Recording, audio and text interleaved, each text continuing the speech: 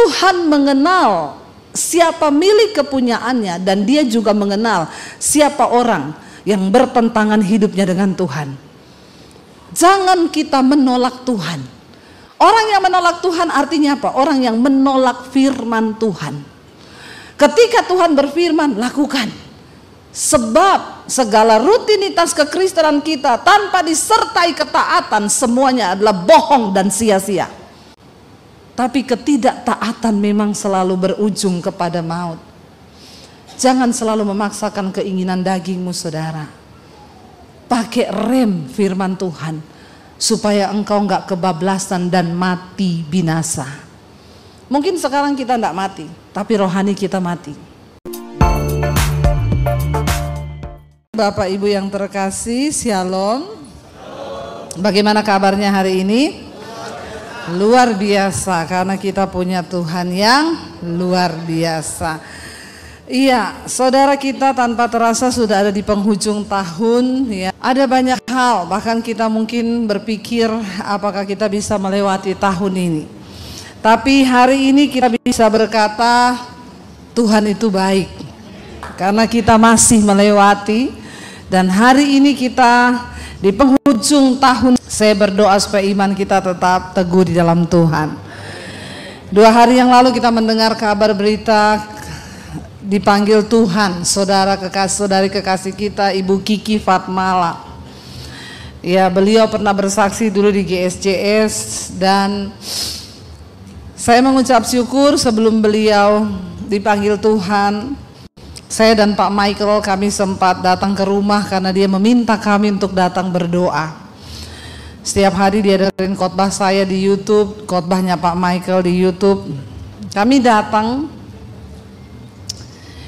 di tengah kelemahan tubuh, ya.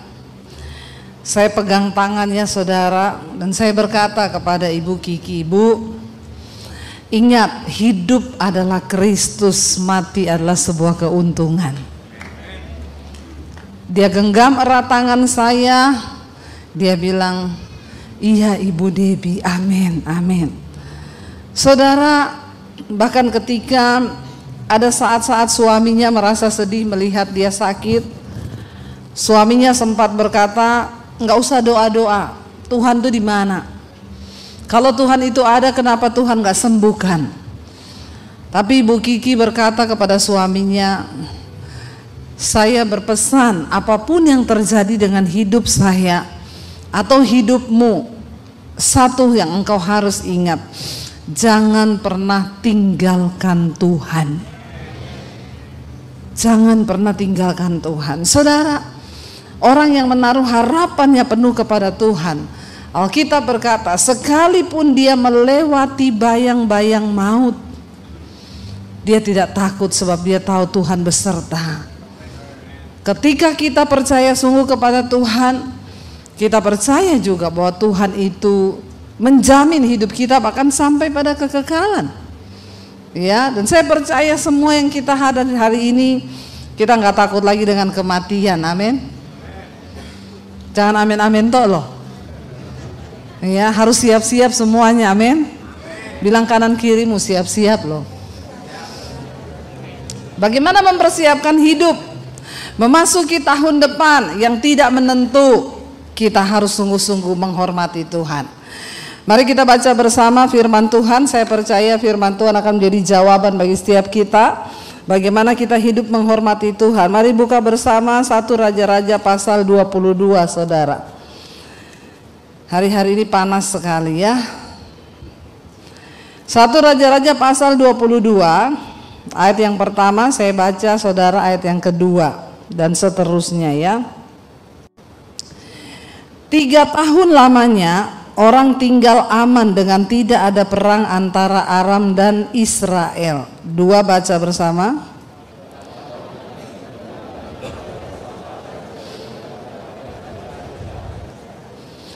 Jadi saudara, seperti yang kita tahu bahwa kerajaan Israel itu terbagi atas 2, yaitu kerajaan selatan dan kerajaan utara. Dan Yosafat itu ada di Yehuda sebagai raja pada zaman itu, dan di Israel itu ada raja Ahab. Kita tahu bersama Ahab adalah seorang raja yang jahat. Karena apa saudara? Dia menikah dengan seorang perempuan yang paling jahat di Alkitab. Siapa perempuan yang paling jahat di Alkitab? Ada yang tahu? Isabel, ya. Orang Kristen harus tahu cerita di Alkitab supaya engkau bisa cerita kepada anakmu. Bapak-bapak kalau mendongeng atau cerita kepada anak, cerita tentang sejarah atau kisah di Alkitab. Ini kisah-kisahnya menarik loh ya. Lalu ketika itu Raja Yosafat jalan-jalan ke Israel, ketemu sama Raja Ahab. Kita tahu Raja Ahab itu dikatakan raja yang jahat. Kenapa? Dia menikah dengan perempuan yang salah. Isabel membawa patung-patung berhala masuk ke Israel. Dan Ahab suaminya diminta untuk membangun kuil-kuil penyembahan terhadap dewa Baal dan Dewi Asiterot. Dan akhirnya bukan hanya membangunkan kuil itu, Ahab juga ikut menyembah kepada berhala. Dan Alkitab berkata, kenapa Tuhan menghukum Ahab? Karena dia bukan hanya berdosa dengan dirinya sendiri, tapi dia ajak orang lain untuk berdosa. Karena Ahab, bangsa Israel seluruhnya ikut menjadi penyembah berhala. Dan karena itu Tuhan menghukum. Dan bukan cuma itu, Ahab ini seorang raja yang keinginannya itu tidak terbendung. Kita tahu ceritanya bersama ketika satu kali Ahab ini menginginkan kebun anggur milik siapa? Nabot. Kebun anggur itu diingini oleh Ahab. Saya mau tanya saudara, sebagai raja di Israel, kira-kira istananya Ahab itu gede atau kecil? Ya, besar kan? Kira-kira tanahnya luas atau sempit? Luas kan? Dia juga mau tanam kebun anggur kan? Ya terserah dia mau di mana aja bisa kan? Tapi dia kepengen tanahnya, kebun anggurnya yang namanya Nabot. Waktu dia kepengen, dia suruh beli, tanya sama Nabot, mau dijual berapa? Tapi ternyata Nabot menjawab, saya tidak menjual kebun itu. Kenapa? Karena itu adalah peninggalan atau warisan orang tua. Ya kadang orang itu tidak semua harus dihargai dengan uang toh. Ada hal-hal yang memang nggak bisa. Bukan karena dia nggak butuh uang, mungkin Nabot butuh uang, tapi karena itu warisan orang tua. Mungkin dulu orang tuanya berpesan jangan dijual, jadi Nabot nggak mau jual. Lalu Ahab bersedih saudara. Dia punya keinginan tidak dituruti. Istrinya Isabel tanya, "Pak, kamu kenapa sedih?" Ahab bilang, "Aku pengen tuh kebun anggur, tapi Nabot gak mau kasih jual." Sebagai istri yang baik, ibu-ibu kita ini sebagai istri ya, kita kalau sebagai istri, suami itu bersedih karena ada yang dia pengeni, tapi memang itu ndak bisa. Kira-kira kita nih ngomongnya apa sama suami? Sebagai istri yang baik loh. Ya kalau saya nih ya, nggak tahu saya ini baik atau tidak ya. Tapi saya akan ngomong ke suami, sudahlah. Buat apa lagi kepengen punyanya orang? Tanahmu kan sudah besar toh. Itu kan istri yang baik kan. Ngapain sih Pak mikirkan yang seperti itu? Cukupkanlah dirimu dengan apa yang ada padamu. Itu istri yang bijaksana. Tapi Isabel jahat. Dia bilang sama Ahab begini, "Hello, kamu bersedih karena kamu gak bisa dapat tanah Nabot. Ingat ya, kamu tuh raja loh. Dan karena kamu raja, kamu bisa mendapatkan apa saja yang kamu mau. Gak usah bersedih begitu, nanti aku yang urus." Isabel ambil stempel tanda tangan Ahab sebagai raja. Dia bikin surat. Dia tulis di sana, bikin berita acara, Nabot sudah menghujat Tuhan dan menghujat Raja Israel. Bikin fitnahan bahwa Nabot itu harus dihukum mati. Karena zaman itu orang tidak boleh menghujat Tuhan. Akhirnya dia suruh panggil saksi dusta 2 orang, bayar saksi dusta untuk bersaksi di depan pengadilan supaya Nabot dihukum mati oleh keterangan 2 saksi. Digelarlah pengadilan, ditok surat itu dengan tanda tangan Raja Ahab. Digelar pengadilan, tua-tua Israel semua berunding. Lalu 2 orang saksi dusta maju dan berkata, iya betul, Nabot menghujat Allah. Kami saksinya. Keterangan 2 saksi cukup menjadi berita acara itu sah dan dijatuhi hukuman. Ketika dilihat semua sidang pengadilan bahwa 2 orang saksi ini bersaksi dan itu surat ditandatangan oleh Raja Ahab, maka hari itu Nabot dirajam dengan batu sampai mati. Dan mayatnya dibawa keluar. Alkitab berkata, darah Nabot mengalir dijilat oleh anjing. Dan tanah Nabot diambil alih oleh Raja Ahab. Tuhan melihat semua kejahatan yang kita lakukan. Tidak ada satupun yang tersembunyi. Ketamakan, kerakusan Raja Ahab untuk memiliki lebih dan lebih lagi. Saudara, hati-hati. Seringkali keinginan dan kerakusan kita itu menjadi berhala, sehingga itu membutakan mata kita dan menghalalkan segala cara. Ada orang-orang berebut warisan, dia tahu itu bukan haknya, dia paksa orang tuanya tanda tangan. Hati-hati, hidup ini bukan hanya hari ini saja. Ingat, kita semua akan berdiri di hadapan tahta pengadilan Kristus. Ketika Nabot mati, Tuhan melihat itu sebagai sebuah kejahatan. Tuhan berkata kepada Elia, kamu pergi sampaikan kepada Raja Ahab, aku telah melihat kejahatan yang kau rancangkan dengan istrimu. Dan engkau akan melihat satu saat engkau pun akan mati dibunuh, dan darahmu akan dijilat oleh anjing, serta dicuci di sungai. Darahmu akan mengalir ke sungai di mana tempat perempuan-perempuan sundal mandi di sana. Mengerikan. Dan apakah ayat itu, firman itu terjadi? Itu diucapkan Elia beberapa tahun yang lalu. Kita akan lihat, saudara. Ketika Raja Yehuda itu datang kepada Raja Israel, berkatalah Raja Ahab begini kepada Raja Israel, kepada Raja Yosafat. Ayat 3, berkatalah Raja Israel kepada pegawai-pegawainya, tahukah kamu bahwa Ramot Gilead sebenarnya milik kita? Tanah lagi kan, kepengen lagi memiliki. Tetapi kita ini tinggal diam saja, kita tidak merebutnya dari tangan Raja negeri Aram.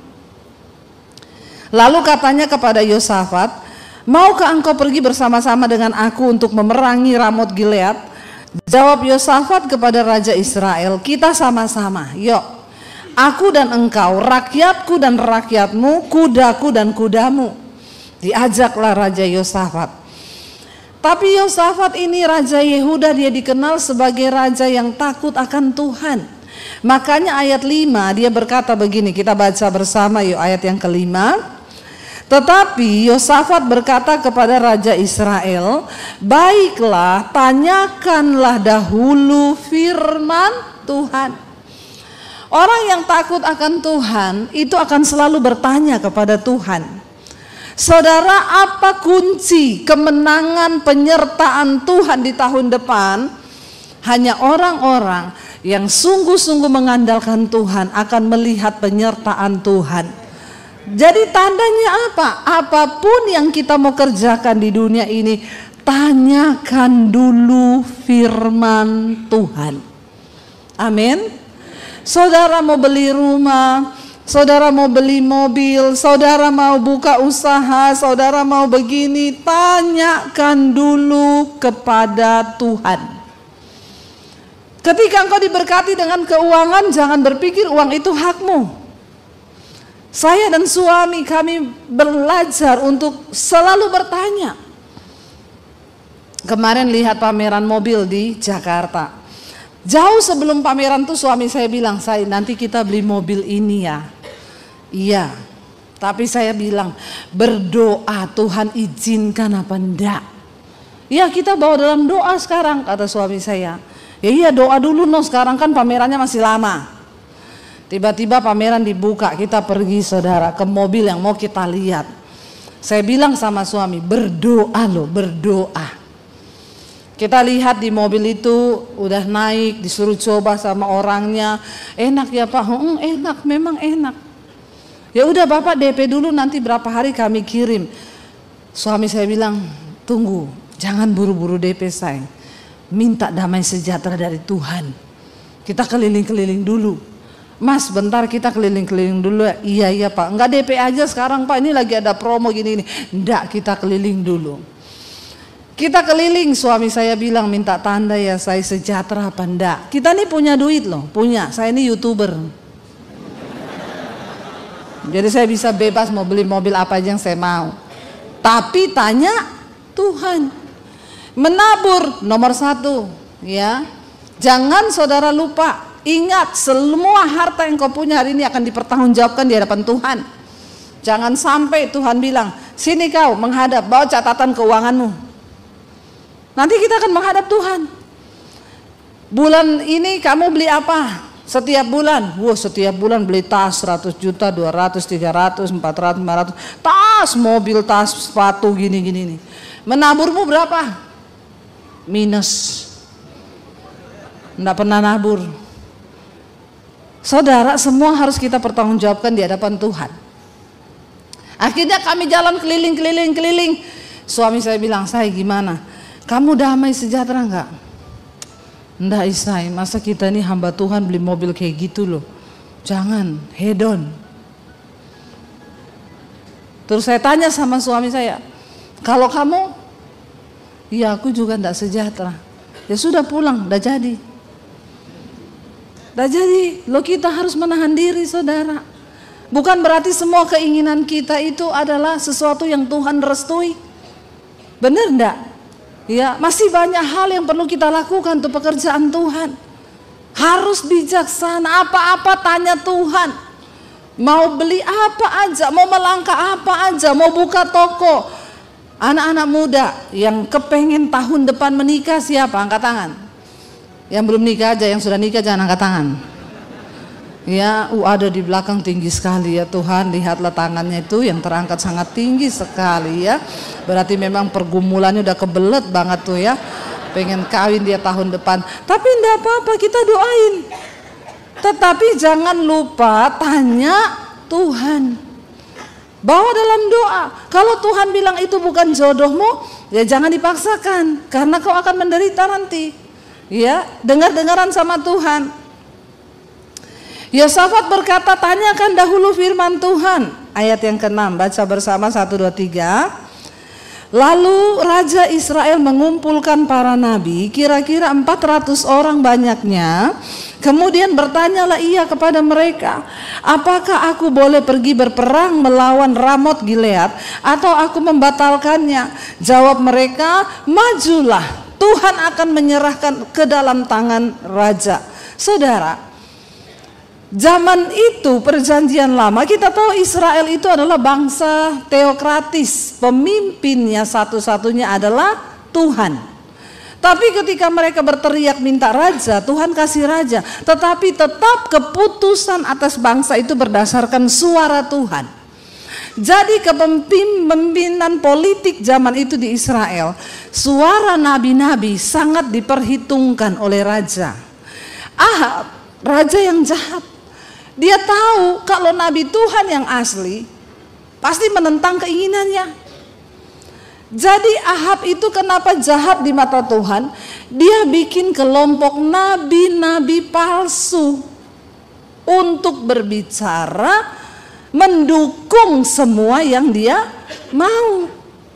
Kalau saudara baca judul perikopnya di sana adalah ya nabi Tuhan berhadapan dengan nabi palsu. Ketika ada yang asli, selalu ada yang palsu. Nabi pun begitu. Ahab bikin kelompok nabi untuk mendukung semua rencana dan program-programnya agar rakyat percaya bahwa itu suara Tuhan. Makanya Ahab tuh jahat sampai suara Tuhan aja dipalsu sama dia. 400 nabi berkata, maju karena Tuhan akan memberikan kemenangan kepadamu. Ayat yang berikutnya saudara, ayat yang ke-8. Lalu ayat yang ke-7, Yosafat itu pegah dengan Tuhan. Waktu dia dengar 400 orang nabi satu suara loh, mendukung Ahab semua untuk berperang. Ayat 7 kita baca bersama apa yang Yosafat bilang. Tetapi Yosafat bertanya, tidak adakah lagi di sini seorang nabi Tuhan supaya dengan perantaraannya kita dapat meminta petunjuk? Yosafat tuh curiga, ini kok nabi satu suara semua ya, mendukung ya? Ada nggak nabi satu lagi untuk kita minta petunjuk? Ayat 8, jawab Raja Ahab, dia berkata begini, jawab Raja Israel kepada Yosafat, apa? Masih ada seorang lagi yang dengan perantaraannya dapat diminta petunjuk Tuhan. Tetapi apa? Aku membenci dia. Kenapa dia benci? Sebab tidak pernah ia menubuatkan yang baik tentang aku. Melainkan apa saudara? Dia selalu menubuatkan malapetaka. Karena memang Ahab ini orang jahat. Makanya selalu dia akan ditimpa oleh malapetaka. Lalu orang itu ialah siapa? Mika bin Yimla. Kata Yosafat, Raja jangan berkata begitu. Masa kamu benci dia? Tapi dia kan nabi Tuhan. Bayangkan saudara, 400 banding 1. Hari-hari ini saya mau bilang kepada saudara, dengarkan pengajaran-pengajaran yang murni dari firman Tuhan. Ada begitu banyak pengajaran kepalsuan, ya. Saudara, kita harus mempertahankan keselamatan sampai garis akhir. Banyak pengajaran bermunculan kasih karunia, ndak apa-apa. Saudara selingkuh selamat masuk surga, saudara homo masuk surga, saudara lesbi masuk surga, saudara mabok, merokok, saudara duniawi semua masuk surga. Yesus berkata, ketika dia datang kali yang kedua, banyak orang datang mengaku-ngaku kenal Yesus. Tapi Tuhan bilang, aku tidak mengenal engkau, sebab engkau pembuat kejahatan. Akan ada Tuhan sangkal enggak? Ada saudara. Ditolak, enggak dikenal karena mereka tidak bertobat. Ayat yang ke-9, kemudian Raja Israel memanggil seorang pegawai, lalu dia suruh jemput Mika bin Yimla dengan segera. Akhirnya dijemput Mika. 10, sementara Raja Israel dan Yosafat Raja Yehuda duduk masing-masing di atas tahtanya dengan pakaian kebesaran di suatu tempat pengirikan di depan pintu gerbang Samaria, sedang semua nabi itu bernubuat di depan mereka. Nabi-nabi palsu ini terus bernubuat yang bagus-bagus. Engkau diberkati Tuhan, engkau disertai Tuhan, engkau pasti begini, engkau pasti begitu. Maka Sedekia bin Kenaana, ini juga nabi palsu, membuat tanduk-tanduk besi, lalu berkata, demikianlah firman Tuhan, dengan ini engkau akan menanduk Aram sampai engkau menghabiskan mereka. Maju, mereka akan habis, dia bilang. Juga semua nabi itu bernubuat demikian, katanya, majulah ke Ramot Gilead dan engkau akan beruntung. Tuhan akan menyerahkannya ke dalam tangan raja. Semua sama nubuatannya. Lalu saudara, tiba-tiba suruhan raja itu sampai di rumahnya Mika. Suruhan yang pergi memanggil Mika itu berkata kepada Mika begini, ketahuilah ya, itu nabi-nabi di sana 400 orang. Mereka sudah bersepakat meramalkan yang baik bagi raja. Jadi kau, ya ingat ya, hendaklah engkau juga berbicara seperti mereka, ya, dan engkau harus meramalkan yang baik untuk raja. Dia dapat pesan sponsor. Jangan macam-macam, harus ngomong yang sama. Saudara, terlalu banyak hal-hal yang manis yang kita dengar, dan kita berkata memang di akhir zaman orang akan cari pengajaran-pengajaran yang menyenangkan di telinga. Saya pernah diundang di salah satu acara, di situ dihadiri oleh satu kepala daerah, saudara. Karena itu di gereja, kepala daerahnya orang Kristen disuruh maju ke depan. Lalu ada 3 pendeta yang diminta maju berdoa untuk kepala daerah itu. Di depan semua masyarakat. Termasuk saya satunya. Pendeta yang pertama dikasih mic, dia berdoa. Tuhan akan mengurapi engkau, melakukan pekerjaan-pekerjaan yang hebat, yang besar, yang dahsyat. Semua rakyatnya teriak, amin, amin, amin. Saya dengar bagus doanya. Lalu pendeta yang kedua dikasih mic berdoa. Tuhan akan mengokohkan tahtamu, kerajaanmu, pejabatanmu. Tuhan akan memberikan kepercayaan yang lebih besar. Saya gini, Tuhan ini semua bagus-bagus doanya ya. Aku tidak mau berdoa dengan logikaku, Tuhan. Taruh perkataanmu di mulutku, Tuhan. Begitu semua tepuk tangan, saudara. Amin, amin. Mic-nya dikasih ke saya. Saya juga nggak tahu apa yang saya katakan lah ya, biar Tuhan lah ya. Saya tiba-tiba berdoa begini. Firman Tuhan berkata, kalau engkau sungguh-sungguh melakukan apa yang berkenan di mata Tuhan, engkau hidup menurut hukum-hukum Tuhan, engkau menghormati Tuhan, maka Tuhan akan mengokohkan jabatanmu dan akan memberikan engkau kepercayaan yang lebih besar. Tapi jika engkau tidak menghormati Tuhan, engkau berdosa terhadap Tuhan, dan engkau menyangkal dan tidak menghormati Tuhan, maka Tuhan akan menjatuhkan engkau dan akan mempermalukan. Habis saya berdoa itu, saya kenapa doa saya begitu ya? Tapi ya tidak ada yang amin, tidak ada yang teriak, saudara. Ya seperti biasa salaman, ya yang doanya bagus kan. Terima kasih ya Pak Pendeta, haleluya. Iya, lama ngomongnya lama. Mungkin juga amplopnya lebih tebal. Yang kedua juga begitu sama saya, cuma ini. Ya sudah lah, yang penting sudah disampaikan. Tidak lama setelah itu terbongkar semuanya, saudara. Dan ternyata itu nubuatan dari Tuhan. Kasus perselingkuhan, kasus keuangan, dan berakhir di penjara.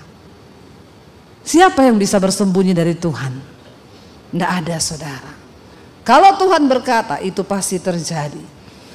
Akhirnya dikatakan kepada Mika, jangan kau ngomong yang macam-macam, kecuali sama. Ayat 14 baca bersama. Tetapi Mika menjawab, demi Tuhan yang hidup, sesungguhnya apa yang akan difirmankan Tuhan kepadaku, itulah yang akan kukatakan.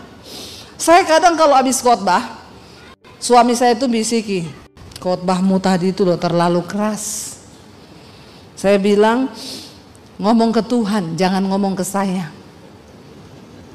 Ya, saudara mau khotbah yang keras? Atau yang lembek-lembek? Karena makanan yang keras itu untuk orang dewasa. Makanan yang lembek itu untuk bayi. Ya, yang saya heran udah tua-tua semuanya, masa masih kayak bayi terus. Itu namanya bayi ajaib. Mukanya tua, ya, tapi nggak mau bertumbuh. Loh, hanya bayi yang makan bubur dihancurin, di blender lagi. Tapi saya tanya, bubur ada gizinya? Ya, orang dewasa makan nasi padang pakai sambal, ya, apalagi kalau makan ayam geprek, tingkat kepedesannya pol. Nggak apa-apa, dia nggak sakit perut karena sudah dewasa. Lalu saudara dikatakan, kita lanjut ayat 15. Setelah ia sampai kepada raja, bertanyalah raja kepadanya, Mika, apakah kami boleh pergi berperang melawan Ramot Gilead atau kami membatalkannya? Jawabnya kepadanya, majulah. Mika itu bercanda saudara, bercanda. Karena kan dia sudah diwanti-wanti kan, suruh pesan sponsor toh. Awas loh ya, kamu harus satu suara dengan mereka. Makanya dia bilang, oh tuanku raja, majulah dan engkau akan beruntung, sebab Tuhan akan menyerahkannya ke dalam tanganmu. Bercanda. Ya. Lalu raja marah. Raja tuh bilang gini, tumben ini Mika bernubuat yang baik. Raja ngomong gini, tetapi raja berkata kepadanya, sampai berapa kali aku menyuruh engkau bersumpah ya, supaya engkau mengatakan kepadaku tidak lain dari kebenaran demi nama Tuhan. Berarti kan raja ini sebenarnya sudah tahu kan, yang dari Tuhan itu sebenarnya bukan itu kan. Lalu akhirnya Mika menjawab begini, ayat 17, lalu jawabnya, nah ini yang benar dari Tuhan, kau mau tahu kalau kau pergi berperang apa yang akan terjadi?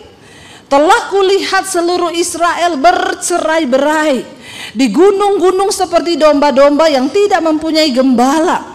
Sebab itu Tuhan berfirman kepada mereka, mereka ini tidak punya tuan. Baiklah masing-masing pulang ke rumahnya dengan selamat.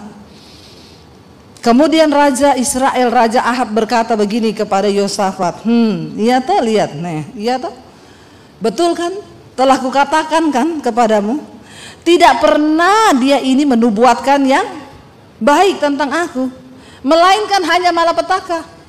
Ini kan berarti nubuatannya Israel seperti gembala yang tidak domba yang tidak bergembala, nggak punya tuan. Berarti apa? Rajanya mati.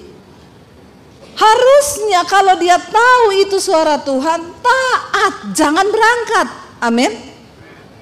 Tapi dasar orang punya keinginan itu melebihi ketaatannya. Hati-hati saudara. Tahun 2024 tanpa ketaatan engkau tidak akan melihat berkat-berkat Tuhan di hidupmu. Karena itu tinggalkan dosa, buang semua hal yang menyakiti hati Tuhan.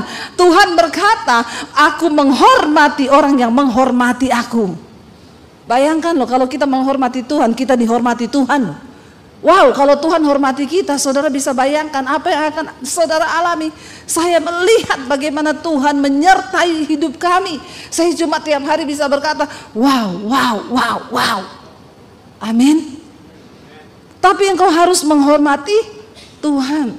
Lalu dikatakan di sana begini saudara. Kita lompat ayat yang ke-27.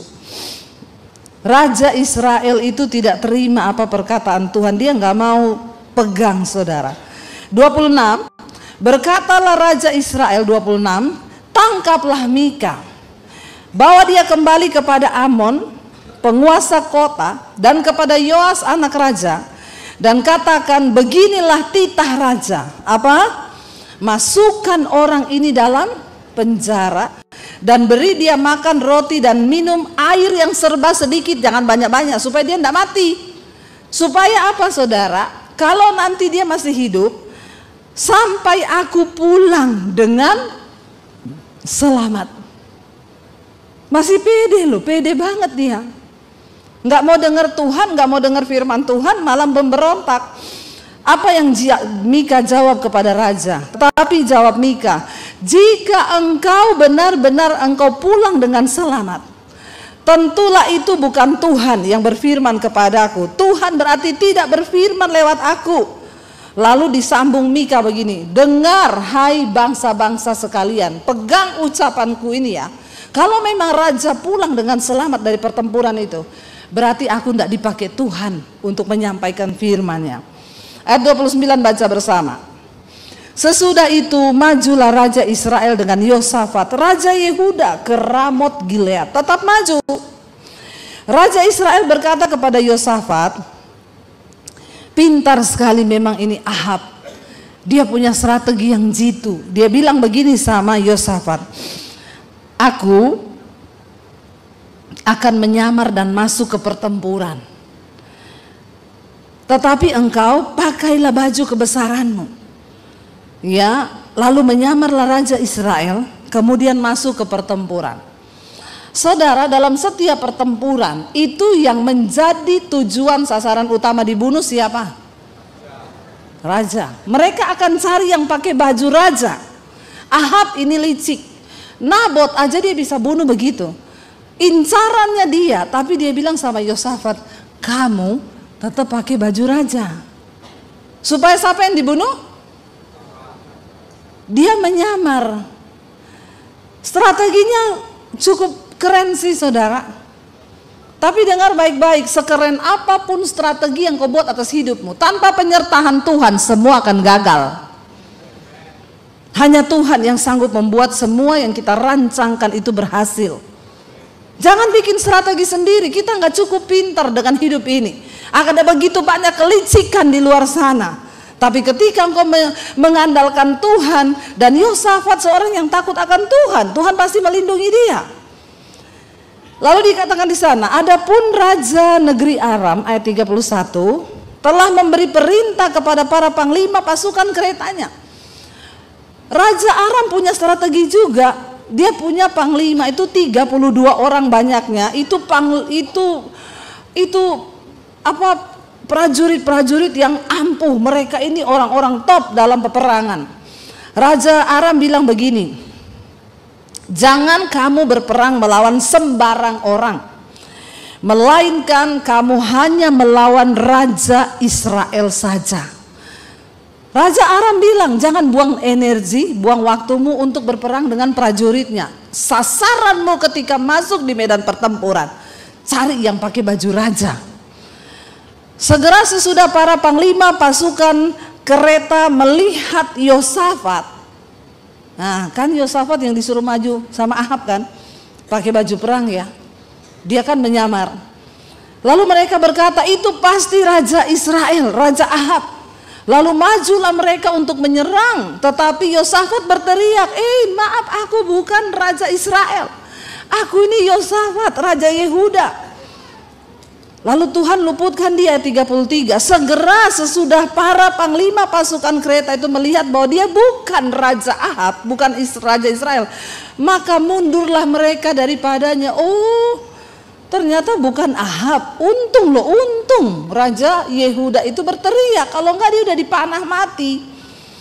Ayat 34. Saudara, pasukan yang diperintahkan untuk menembak itu dikatakan 34, tetapi seorang menarik panahnya dan menembak dengan apa? Sembarang. Dia nggak membidik satu orang, dia cuma tembak panah sembarangan aja. Dan mengenai siapa? Raja Israel di antara sambungan baju sirahnya. Kemudian ia berkata kepada pengemudi keretanya, jadi Raja Israel ini dia juga naik kereta tapi di tengah-tengah prajurit biasa. Dan ketika busur panah itu dipanahkan sembarangan, tidak ada bidikan karena dia tidak tahu mana Raja Ahab. Tapi perhatikan saudara, murka Tuhan tidak pernah salah sasaran. Waktu bidikan anak panah itu dibidik sembarang, itu anak panah mencari di mana Ahab berada dan mengenai tepat kepada Raja Ahab. Siapa yang tahu mana Ahab? Dia sudah menyamar menjadi prajurit biasa. Saudara, Tuhan mengenal siapa milik kepunyaannya, dan dia juga mengenal siapa orang yang bertentangan hidupnya dengan Tuhan. Jangan kita menolak Tuhan. Orang yang menolak Tuhan artinya apa? Orang yang menolak firman Tuhan. Ketika Tuhan berfirman, lakukan. Sebab segala rutinitas kekristenan kita tanpa disertai ketaatan, semuanya adalah bohong dan sia-sia. Saya berdiri di mimbar ini bukan berarti auto saya masuk surga. Otomatis saya masuk surga karena saya khotbah. Semua pelayan Tuhan di sini, dengar baik-baik, pemusik, worship leader, singer, engkau berdiri di sini itu bukan auto engkau masuk surga. Semua kegiatan kita tidak menjamin akan keselamatan. Apa yang menjamin? Ketaatan untuk melakukan firman Tuhan. Tepuk tangan buat Tuhan. Saya mau sampaikan suara Tuhan hari ini, saudara. Tahun depan tidak bisa diprediksi apa yang akan terjadi. Ini orang sudah ketakutan, Bu, nyamuk awal bulan Desember nyamuk dilepas, Ibu. Apa pandangan Ibu tentang nyamuk ini? Saya bilang, kenapa? Kok heboh banget? Ya ini kita bisa mati. Ingat, hidup matimu di tangan Tuhan, bukan di tangan nyamuk. Amin. Kalau belum waktunya mati, biar kau digigit 1000 kali sama itu nyamuk, kau udah mati. Tapi kalau sudah waktunya kau mati, nggak usah tunggu digigit nyamuk, lagi nonton TV juga bisa. Kok nggak ngerti-ngerti ya? Ya, belum selesai nyamuk, kutu busuk masuk. Sudah sampai di Singapura, di hotel, di sofa, kutu busuk. Katanya, Bu, ini kutu busuknya udah terbang ke Indonesia. Saya bilang, dia belum bikin visa, nggak bisa masuk.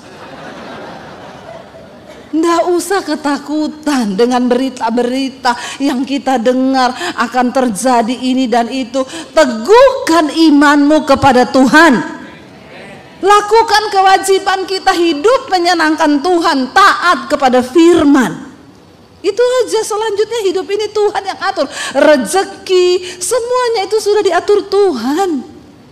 Bagian kita taat. Akhirnya apa yang terjadi, saudara? Busur itu tepat mengenai Raja Ahab, lalu kereta disuruh putar berbalik sebab dia terluka. Tetapi pertempuran itu bertambah seru pada hari itu dan raja tetap ditopang berdiri di dalam kereta berhadapan dengan orang Arab itu sampai apa? Ia mati pada waktu petang. Darahnya mengalir dari lukanya ke dalam palung kereta. Kira-kira pada waktu matahari terbenam, terdengarlah teriakan di sepanjang barisan tentara itu, masing-masing ke kotanya, masing-masing ke negerinya. Teriakannya apa? 37, Raja sudah mati. Maka pulanglah mereka ke Samaria, lalu mereka mengubur raja di Samaria. 38, ketika kereta itu dicuci di tepi telaga Samaria, maka darah raja dijilat. Nubuatan Elia tergenapi, saudara. Beberapa waktu kemudian dosa itu akan mengejar.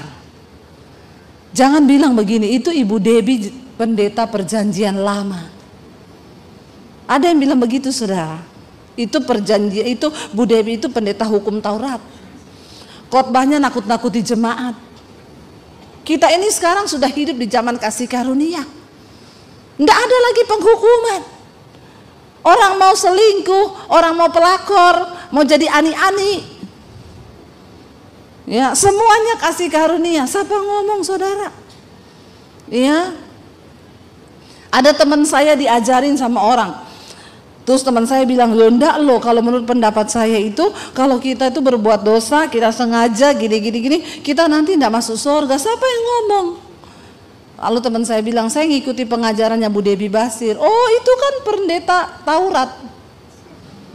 Itu pendeta perjanjian lama. Saudara, kalau perjanjian lama ini tidak diperlukan, ini sudah dibuang, enggak ada lagi di Alkitab.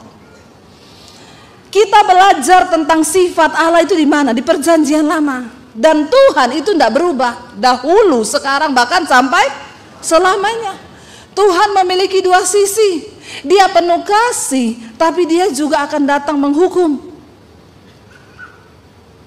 Natal adalah peristiwa kedatangan Yesus Sang Juru Selamat, menawarkan kasih karunia kepada orang yang mau percaya kepada Dia.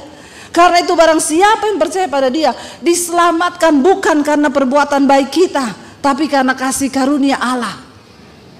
Saya waktu diselamatkan Tuhan lagi keadaan berlumuran dosa, mau bunuh diri karena kebanyakan dosa. Tuhan datangi, Dia angkat saya.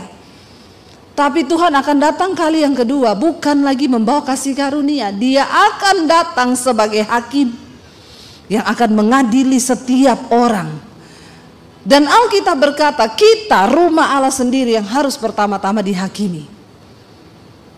Saudara, mari kita buka mata. Apa yang sudah nubuatkan Tuhan dan dikatakan di sana, darahnya dijilat anjing, sedang apa? perempuan-perempuan sundal mandi di tempat itu sesuai dengan firman Tuhan yang telah diucapkannya. Kenapa perempuan sundal? Isabel membawa persundalan masuk, persinahan terjadi, kenajisan terjadi, dan akhirnya itu terjadi. Saudara, coba kalau Ahab mau mendengar apa yang disampaikan Mika, dan dia mengurungkan niatnya untuk pergi berperang dengan ambisi untuk memperoleh tanah Ramot Gilead itu. Seandainya dia bilang, iya kita dengar Mika ya, nggak usah pergi dulu lah. Tapi ketidaktaatan memang selalu berujung kepada maut. Jangan selalu memaksakan keinginan dagingmu, saudara. Pakai rem firman Tuhan supaya engkau enggak kebablasan dan mati binasa. Mungkin sekarang kita enggak mati, tapi rohani kita mati. Masih ada kesempatan untuk bertobat. Darah Yesus tercurah. Tuhan tidak pernah menolak orang-orang yang mau datang kepada Dia. Asal kita mau bertobat, Dia selalu mau menerima kita apa adanya. Jangan saudara tertipu, wah masuk surga ini karena sudah berbahasa roh. Penting kita berbahasa roh. Kenapa? Orang yang berdoa dalam bahasa roh itu iblis tidak tahu, karena bahasa roh adalah bahasa kita dengan Tuhan. Tetapi dengan berbahasa roh belum tentu jalan tol engkau ke surga. Makanya Rasul Paulus berkata, ya sehebat apapun engkau bisa berkata-kata, walaupun engkau mengerti bahasa malaikat sekalipun, kalau tidak ada kasih di dalam hidupmu, maka semua itu percuma. Kayak gong yang berbunyi nyaring tetapi isinya kosong. Ya, jadi jangan hanya tertipu dengan hal-hal yang begitu, sehingga banyak orang menjadi Kristen itu semua pencitraan, semua kebohongan. Di mana kita pertama kali mempraktekkan firman Tuhan? Di dalam keluarga, di dalam rumah, suami, istri, anak-anak. Ya, itu pertama kali. Makanya hari ini tema firman Tuhan, sikap hormat dan kasih dalam keluarga. Tema yang saya dapat dari gereja terambil dari 1 Petrus pasal yang kedua, ayat yang ke-17. 1 Petrus pasal yang kedua, ayat yang ke-17. Firman Tuhan berkata begini saudara, 1 Petrus 2 ayat 17. Hormatilah semua orang, kasihilah saudara-saudaramu, takutlah akan Allah, hormatilah raja. Ayat ini dengan jelas berkata, hormatilah semua orang, kasihilah saudara-saudaramu, takutlah akan Tuhan, ya, dan hormatilah raja.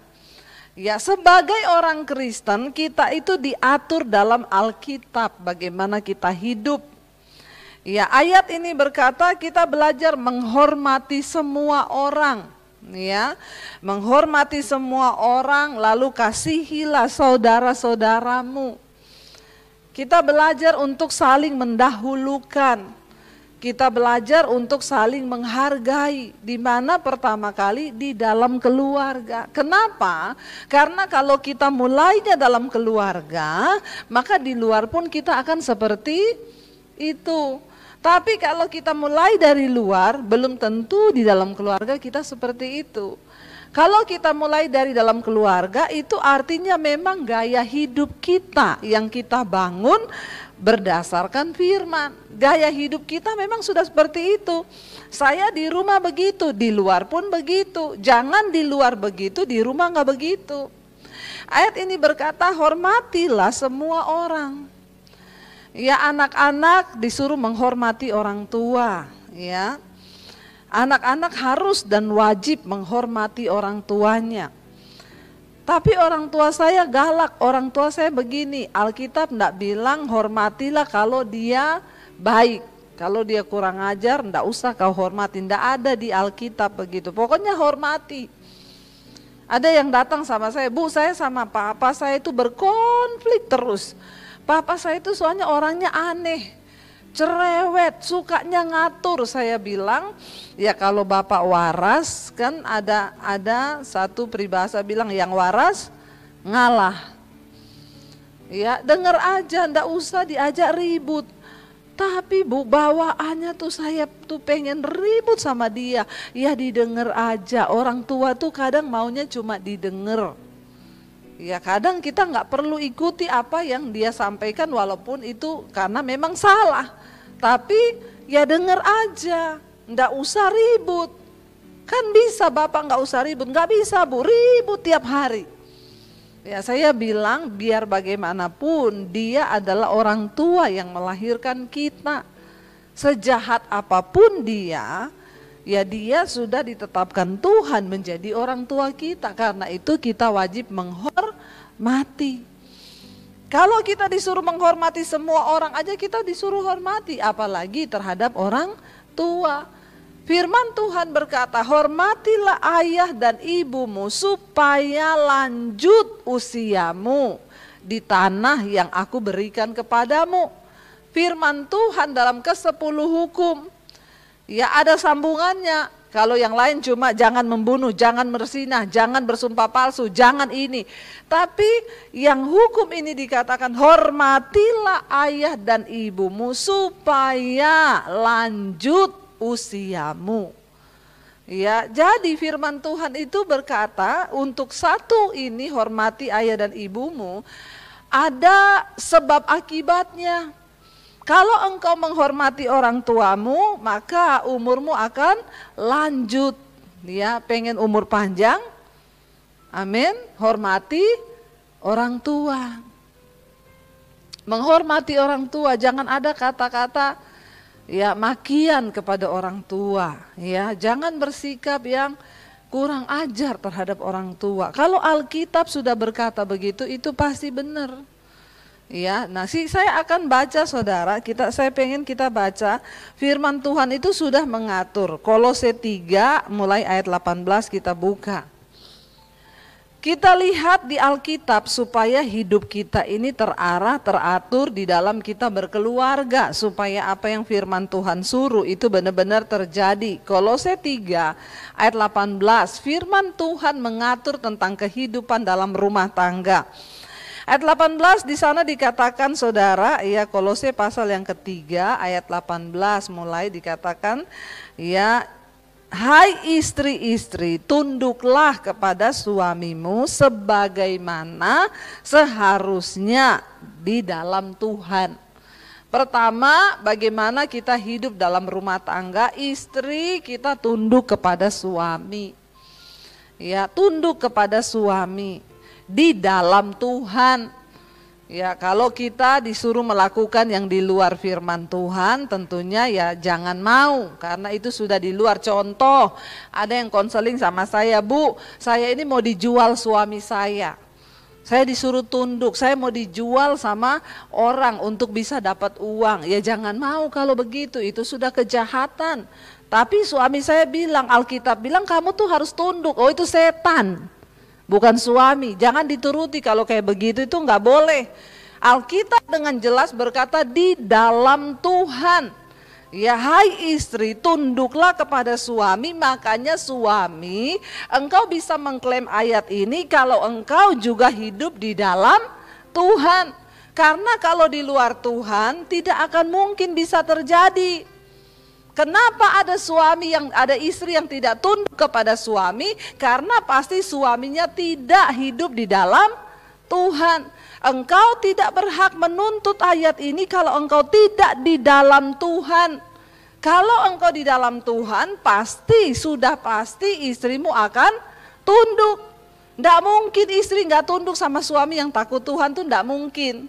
Itu juga istri gila kalau sampai dia nggak tunduk kepada suami yang takut akan Tuhan. Ya, tetapi ayat ini dengan jelas berkata, mari istri-istri kita tunduk.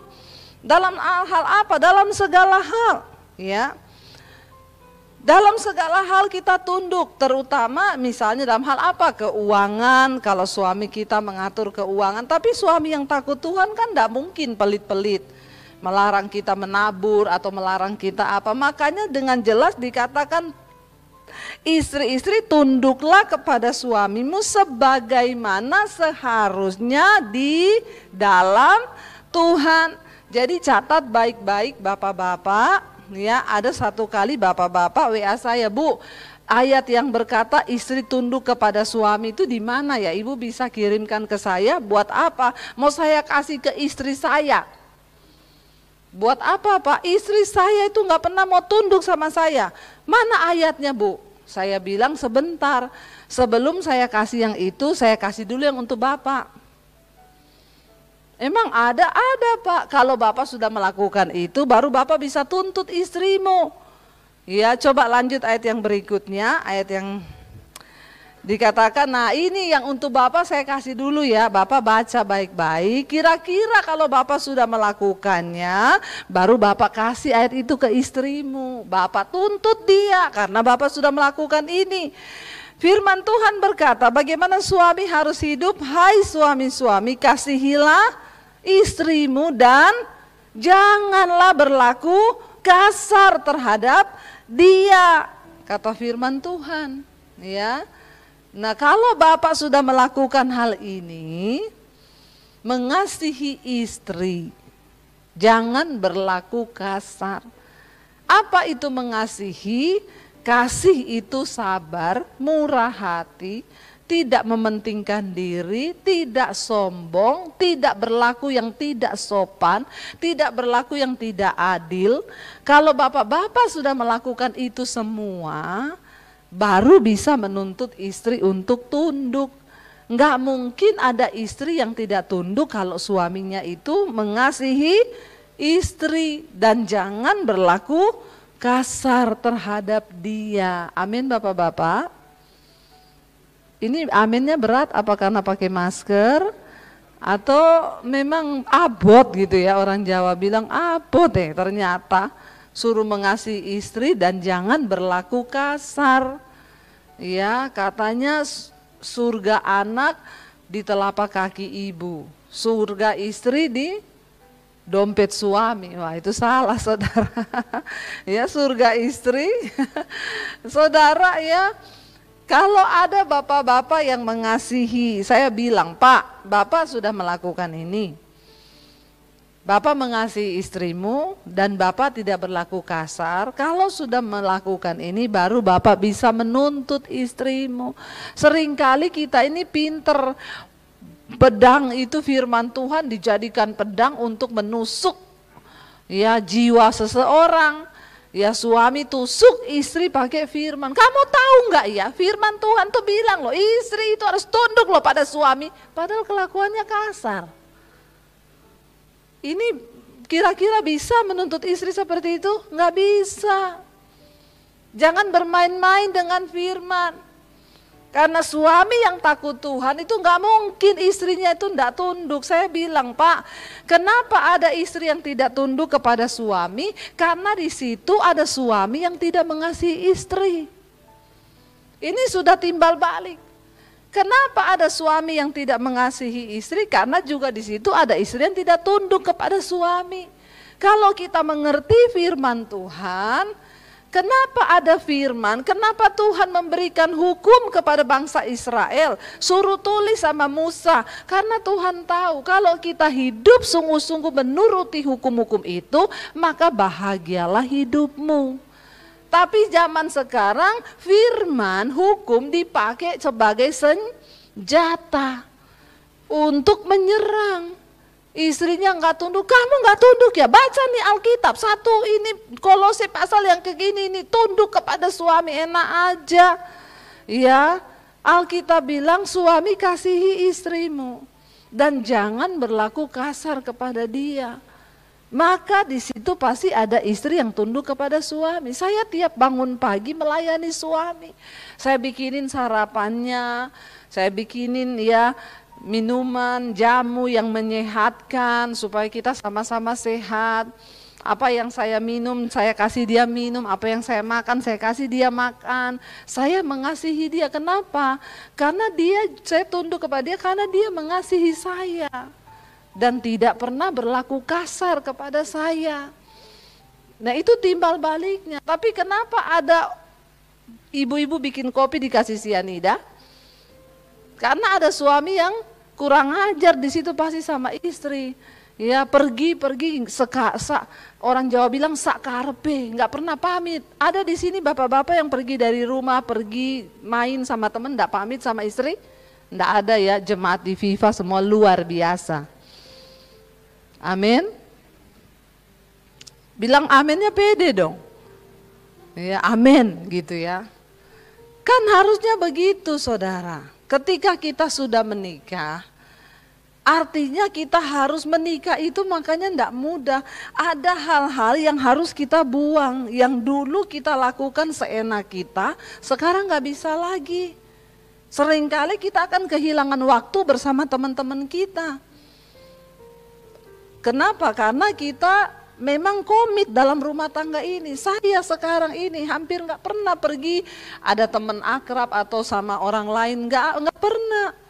Ya karena saya kadang izin, saya mau pergi gini ya, mau we time wanita-wanita. Kalau dia nggak bolehin saya nggak pergi. Ya saya di rumah sama dia, bersama terus kita. Ya dia juga seperti itu. Jadi saya kadang tanya, kata orang-orang itu menikah harus punya temen loh. Katanya suami punya we time sendiri, me time lah apa, istri juga begitu. Kamu nggak punya teman, saya bilang sama suami saya, dia bilang lah kamu sudah cukup menjadi teman terbaikku. Kurang apa saya tuh curhat sama kamu, semua kelebihan kekuranganku kamu yang tahu. Saya pun tidak punya sahabat karib saya siapa? Suami saya. Kenapa saudara itu bisa terjadi? Karena kami belajar tunduk kepada firman. Saat suami tunduk kepada firman, istri tunduk kepada firman, ya kita kemanapun tahu. Suami saya mau kemana pamit. Kalau saya bilang nggak boleh ya nggak boleh. Saya pun begitu. Kita komitmen dengan aturan di dalam rumah tangga. Aturannya apa? Firman Tuhan. Bahkan maaf, ada begitu banyak rumah tangga yang kacau dan bubar karena campur tangan orang tua atau mertua masuk di dalam rumah tangga. Saya dan suami saya komitmen tidak ada aturan mertua atau orang tua yang bisa masuk ke dalam keluarga kami. Karena ini keluarga kami, nahkoda kami sendiri, ini kapal-kapal kami. Kami harus menyelamatkan kapal ini di tengah badai. Pernikahan itu kan seperti sebuah kapal. Nahkodanya siapa? Suami dan istri. Kapal itu mau karam, mau tenggelam, itu urusan suami istri. Ya kemarin ada ibu-ibu konseling, Bu suami saya selingkuh. Dan sepertinya mertua saya menyetujui dia selingkuh sama perempuan itu. Karena katanya lebih baik dari istrimu. Dia nggak tahu aja pelakor, ya pelakor pinter, masih manis yang didekati mertua. Dikasih duit mertuanya, dikasih ini mertuanya seneng.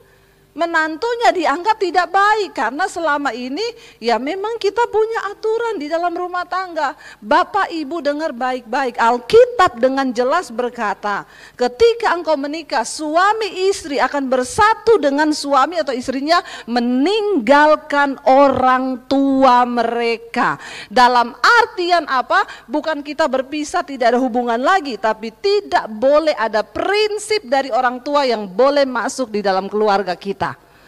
Apalagi saya dan suami kita pakai prinsip firman Tuhan. Jadi nggak ada mami saya atau mertua saya boleh, itu kamu nggak boleh loh didik anak begitu. Mam, saya punya prinsip sendiri mendidik anak saya sesuai dengan firman Tuhan. Itu yang benar. Ya, jangan sampai suami datang, kata mama saya, kamu itu harus gini loh. Tidak boleh, sangat tidak boleh. Kehancuran banyak pernikahan itu karena bawa-bawa mamah di dalam keluarga. Demikian juga istri. Engkau nggak bisa berkata, kata mami saya itu begini loh. Dulu papi saya begini. Ya udah bubar aja kalau kayak gitu. Ketika kita berkomitmen menikah, sama-sama kita punya prinsip membangun rumah tangga, firman Tuhan yang harus menjadi dasarnya. Bukan kata suami, bukan kata orang tua, bukan kata mertua. Ya, kita ambil yang baiknya. Kalau memang ada yang perlu kita contoh, kita tiru, kita tiru. Tapi tidak boleh prinsip dari nenek moyang kita bawa masuk di tengah rumah tangga kita. Itu sangat tidak boleh. Sebagai orang tua pun saya menghimbau, bukan saya tapi firman Tuhan. Sebagai orang tua atau mertua, jangan terlalu campuri urusan anak-anakmu. Katakan kepada mereka, mama hanya bisa mendoakan. Mama doakan semua yang terbaik bagi kalian. Mama support di dalam doa, apa yang bisa mama ya bantu, kalian minta tolong mama lakukan. Tapi selama tidak, jangan mengintervensi kehidupan anak-anak kita dengan prinsip-prinsip kita. Itu yang bisa bikin berantem. Bisa bikin berantem. Saya mau tolong keluarga, saya ngomong ke suami. Suami mau tolong keluarganya, dia ngomong juga ke saya.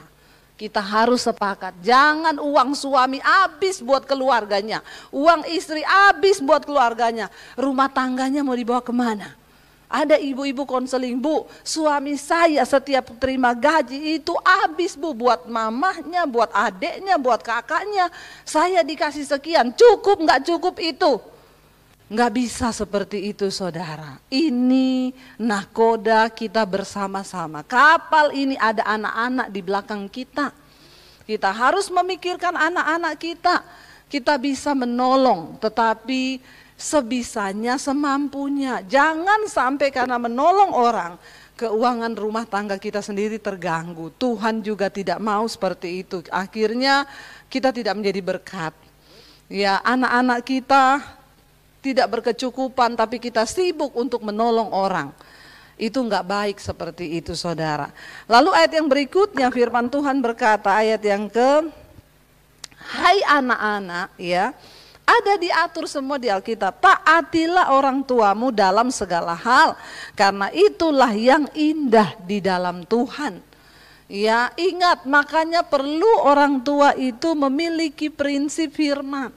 Supaya anak kita ya bisa meniru, meneladani, bahkan menghidupi prinsip-prinsip yang kita hidupi. Jadi kita nggak terlalu sukar untuk mengarahkan mereka. Kalau orang tuanya hidup di dalam firman Tuhan, anak-anak itu juga pasti damai sejahtera.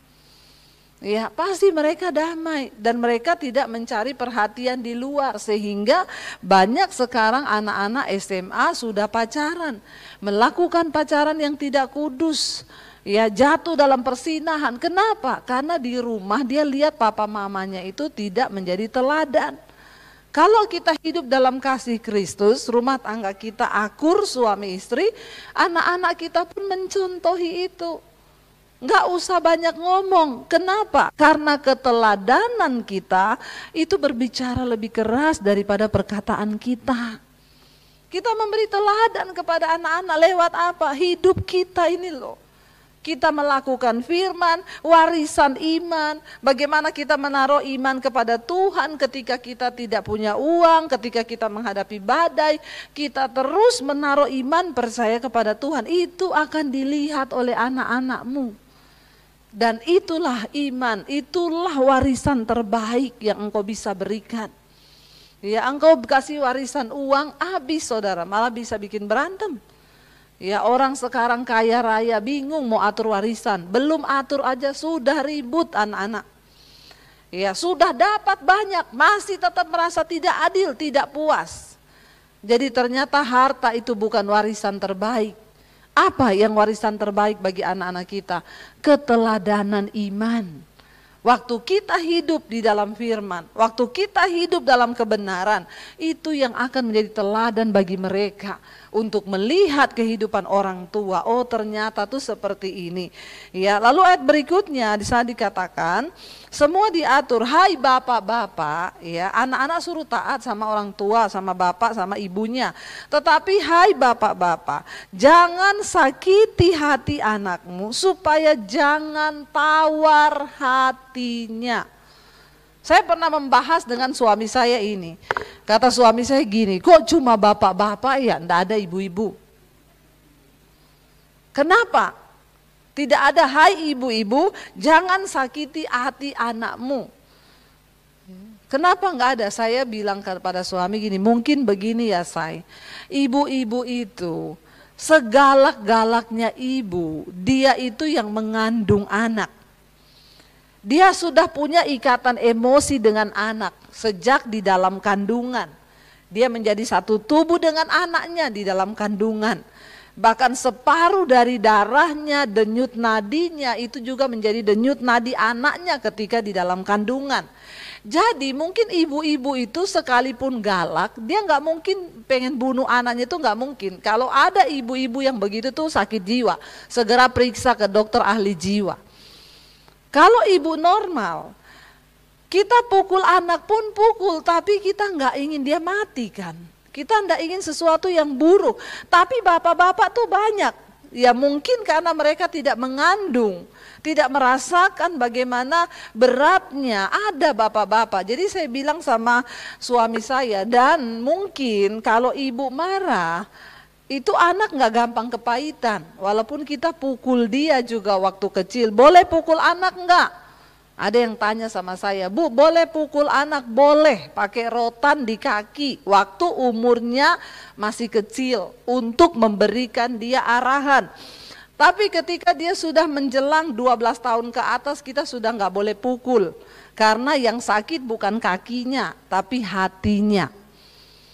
Ya, dulu anak-anak saya ada rotan kasih. Kitab Amsal berkata, ajar dan didiklah anakmu dengan rotan.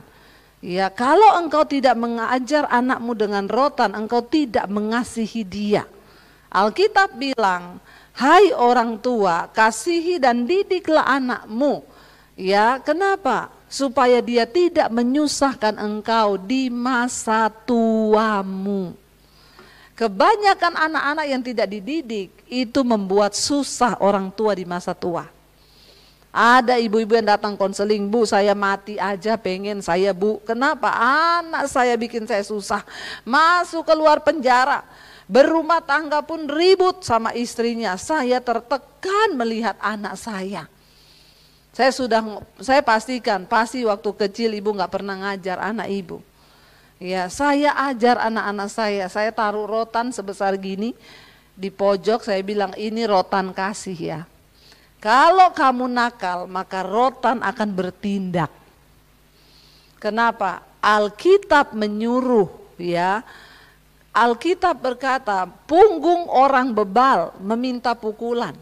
Jadi kalau sampai mami pukul kamu pakai rotan, itu bukan karena mami yang mau, tapi punggungmu yang minta, pukul dong, pukul dong, pukul dong. Jadi kamu ngerti?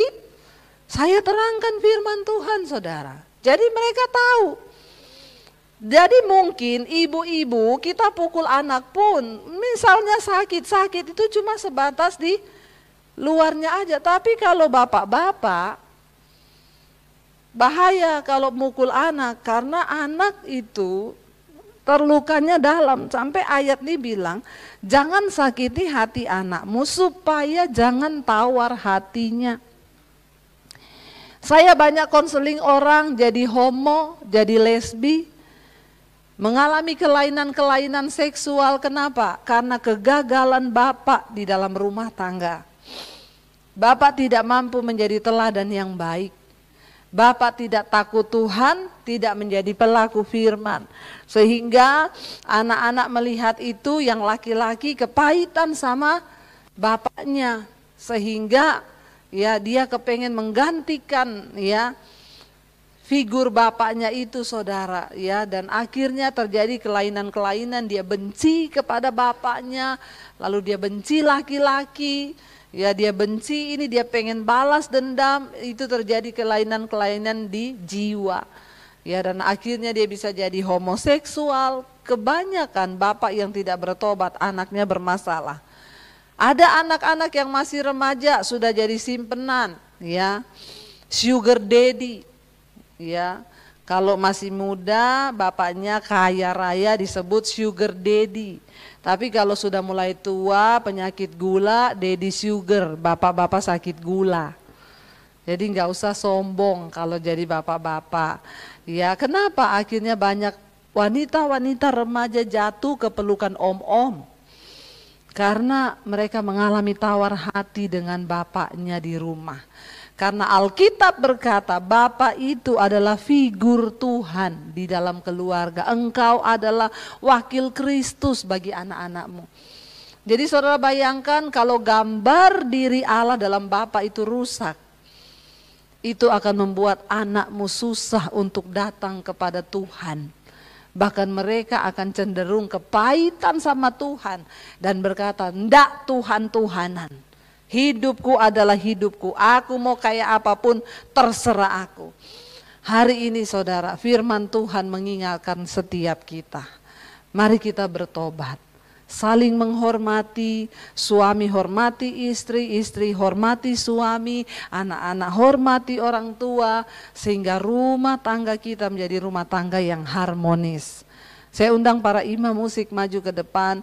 Saya percaya saudara, Alkitab berkata di mana ada orang hidup rukun bersama di dalam rasa hormat dan saling mengasihi, maka kesanalah berkat Tuhan itu diperintahkan. Maukah kita rumah tangga kita menjadi keluarga rumah tangga diberkati Tuhan? Firman Tuhan tidak pernah berdusta. Firman Tuhan selalu ya dan amin. Kalau kita mau melakukannya, maka kita akan diberkati.